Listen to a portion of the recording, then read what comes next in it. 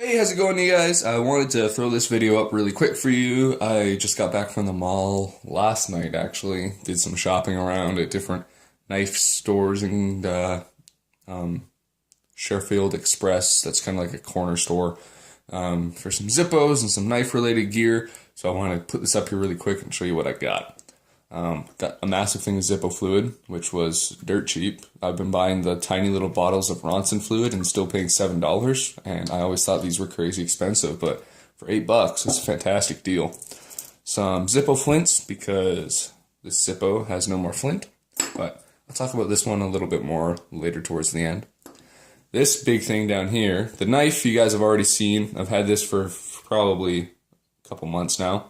But this is a Spyderco limited edition bead lanyard, and you can see the little Spyderco bugs there. And what makes this thing so special and limited edition is instead of just their normal pewter bead, the bead is actually coated in rhodium.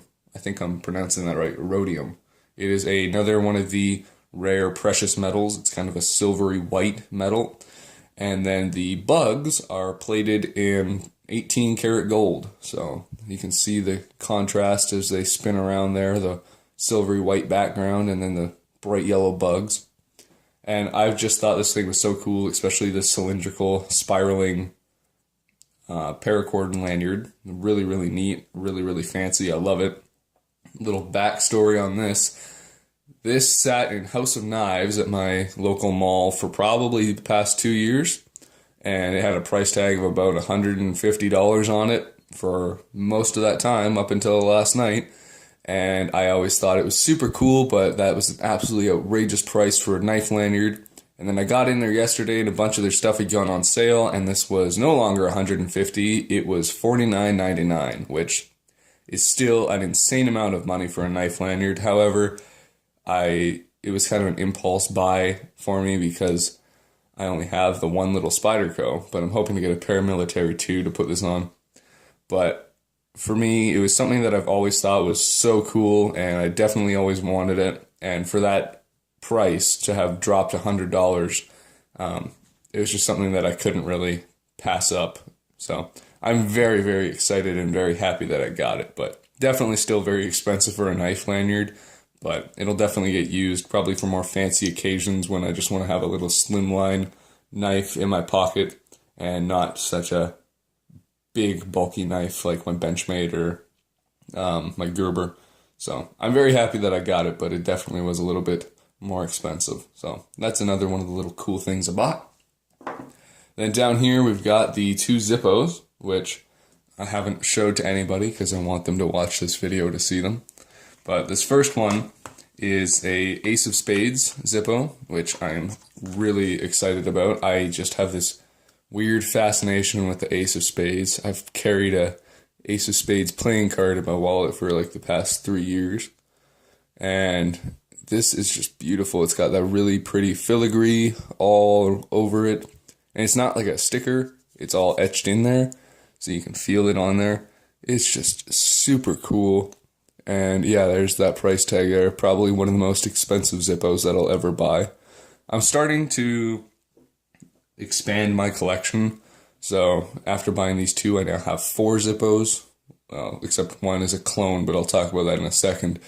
And I want to start collecting them more just because they are such a cool piece of memorabilia and little piece of history. So on the bottom there, you can see the logo, J15, so J is the 10th month of the year, so it's October 2015 this was made. If you don't know how the dating system works on Zippos, the little number is obviously the year, so 2015, and they use the first 12 letters of the alphabet, so A through L, and J would be October, so there you go, October 2015. And that's how another way that you can tell if you have a counterfeit Zippo is if it's not one of the first 12 letters of the alphabet. If it's like Z or Q or something like that, it's not Zippo. Zippo's never used anything but the first 12 letters of the alphabet in terms of lettering for their dates. They have used little dots and slashes on the bottoms, but those are for, I think, pre-2000s lighters.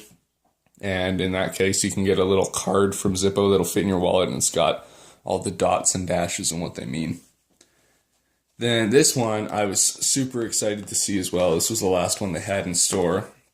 This is a vintage 1930s replica.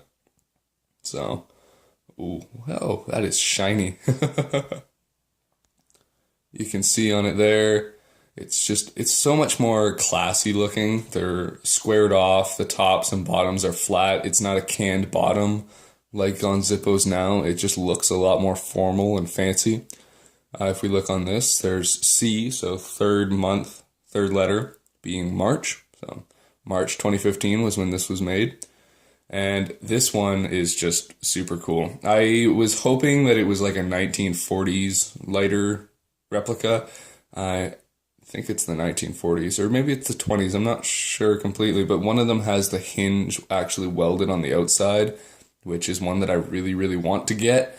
But this was also just a super cool one. So I can't decide between which of the two will be my new EDC Zippo, but it's definitely going to be one of them, because my first real Zippo that I ever bought, this Magic 8-ball Zippo, was completely destroyed. It got dunked in the water and didn't get dried out, and then I was trying to fix it, and I bent up the chimney, which I got that fixed, but it'll take fluid, and it'll work for a little while, but it just doesn't hold as much, and it's like, instead of a few days to a week before you have to refill it, it's half a day, and then it's no longer got any fluid in it, which is kind of unfortunate.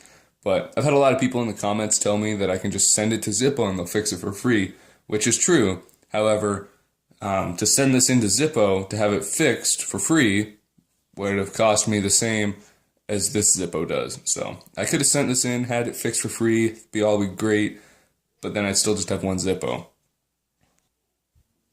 Sorry about that. I had to help bring in groceries. What was I talking about again? Yeah, it would have cost me the same to buy this Zippo or send this one in and get it fixed. So I was able to buy a couple new Zippos, not get this one fixed, but now I have a bit bigger collection, which I'm more happy about than I think I would have been had I got this one fixed. So this one will stay in my collection, but probably won't be my EDC again until I get it fixed somewhere down the road.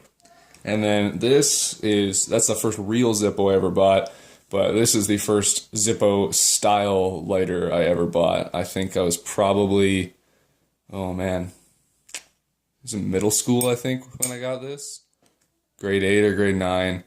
And I bought this thinking it was a real Zippo, but it was actually advertised as this, and then it came with real Zippo flints. So the way they worded it made it kind of sound like it was a real Zippo, but I also, if I knew what I knew now, this is not a Zippo style. They never would have put this on there, probably, but this was the first time I ever got into Zippos, and it's not a fake, it's just a clone. It doesn't claim to be a real Zippo or anything. It doesn't claim it on there, it doesn't claim it on the insert or anything. If you can see, you can barely see it. But I was kind of disappointed when that got here, but I still absolutely loved it, so it'll definitely stay in my collection for a long time. So yeah, that is the Zippo and knife gear haul. You'll probably see one of these two in my next EDC update. I'm not sure as to which one, but you'll definitely see one of them. Thank you so much for watching today, guys. I hope you enjoyed this, and I would love it if you left a like on this video and a comment down below telling me what your favorite Zippo is. And remember, stay sharp.